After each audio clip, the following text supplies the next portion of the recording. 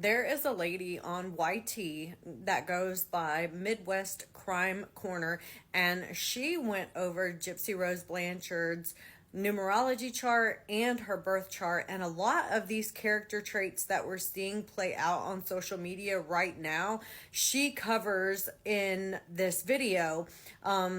It was very, very insightful. And I don't know if you like birth charts, but I do. I enjoy getting information from them and like learning about the person based on when they were born. And she goes into a lot of detail. I'm going to put a little bit of the video here, but if you want to watch the entire thing, definitely go over to her YT page. It's Midwest Crime Corner, and she dives into Gypsy Rose Blanchard's birth chart and her numerology chart and personality and character traits based on that. Too long, but I will be getting into like a surface level of her birth chart because I think it's very relevant to the case and to Gypsy as a whole. Anytime I show someone's birth chart in one of my VMB, especially if they are not heated, and her large amount of pride that she seems to carry. Hermione Rose was born on the 27th of July, making her a Leo, which could account for her dominating side and her large amount of pride that she seems to carry. Her moon is in Aquarius, which, if she's unbalanced, like I believe that she has been for a very long time, that could lead her to feeling jealous of others and having fear and anger, which in turn could cause her to want to flee from those emotions. That could explain her altars that she had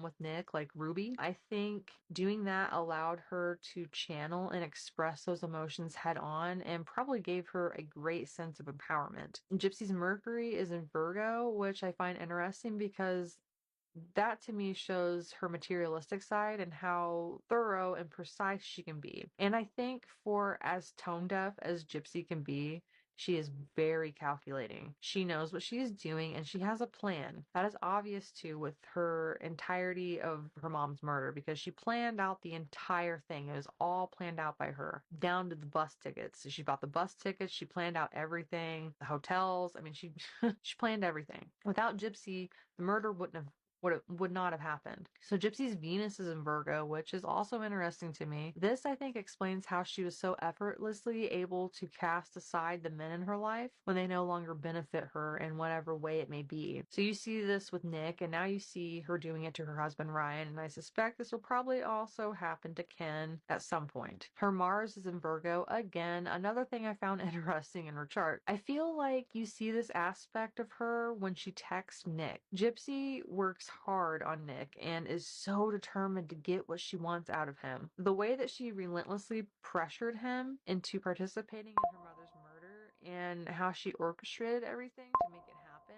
down to the bus tickets again, the hotel, the knife, the gloves, everything. Her Jupiter is in Leo, which explains her insufferable need for attention and acting like she is some sort of celebrity. She has a very deluded sense of herself and a sense of grandeur that I haven't seen too often. Her Saturn is in Aquarius. Again, that stood out to me because it indicates that she has a fierce need for independence and she may fight for liberation. But the real liberation that she should be seeking is from herself. It's not external factors that is really what she needs freedom from, like she probably thinks. It's actually herself. Her Uranus is in Capricorn, and that can indicate her ability to control and manipulate those around her. Her North Node is in Capricorn as well, indicating that Gypsy needs to grow up and develop more discipline. She needs to learn how to get rid of emotional addictions and not put herself first all the time. Basically, to stop acting like a hurt child who is looking to pin the blame on others for her own failures. She needs to face reality. Gypsy's Lilith is in Capricorn as well, which explains her deep-seated fear of failure. When she starts something, she's going to finish it. Also indicates a problem with authority. Lastly, her Cryon is in Leo, and that could account for her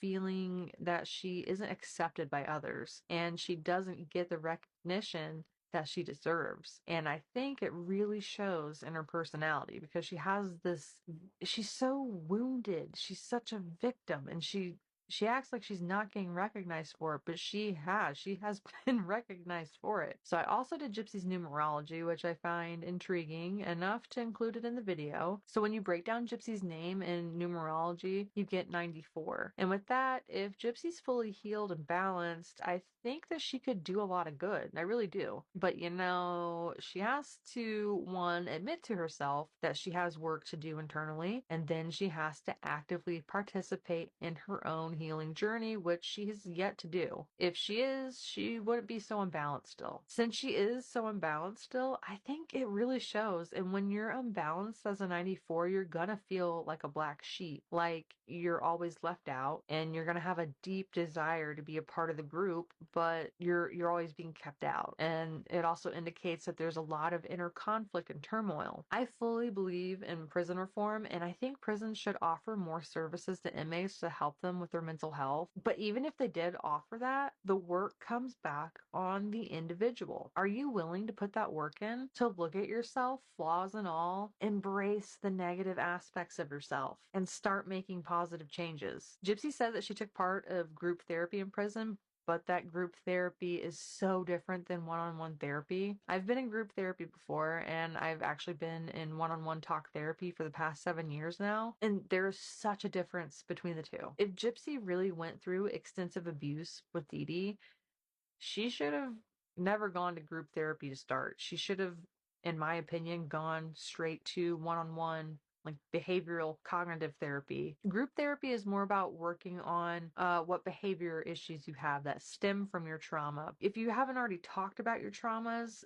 I think it's hard for you to identify where your triggers and your behaviors are even coming from. And so in the one-on-one therapy, it's a more tailored experience. You may not necessarily work on coping skills and mechanisms, but it's more one-on-one. It's more tailored, like I said. So Gypsy claims to have severe PTSD, which is also referred to as complex PTSD, post-traumatic stress disorder, which also happens to be another similar